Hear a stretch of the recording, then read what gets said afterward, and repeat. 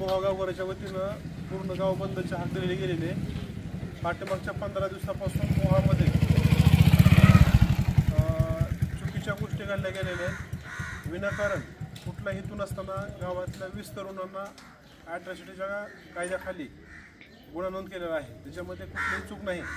समस्त गावकरी मंडळी पारधी समाजाच्या जो अतिक्रमण केले त्यांनी शासकीय जागेवरती त्या ठिकाणी गेले असता त्यांनी दगडमार केली, गल्लूरांनी दगड फेकले गेले, काय तरुणांना जखमी केलं गेलं आणि उलट त्या लोकांनी जाऊन पोलीस स्टेशनमध्ये जाऊन गुन्हा नोंद केला अॅट्रॉसिटीचा आणि जाळपोळीचा।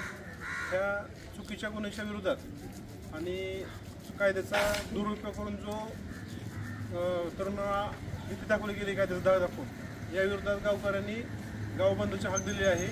तर सकाळच्यापासून आतापर्यंत गाव पूर्णपणे कडकडीत बंद आहे। आमची प्रशासनाला विनंती आहे की जे गुन्हे दाखल केलेले आहेत ते कायद्याचा चुकीचा उपयोग करून गुन्हे दाखल केलेले आहेत तर हे गुन्हे वापस घ्यावे व समस्त गावकऱ्यांना न्याय द्यावा ही विनंती सरकारला मी करतो।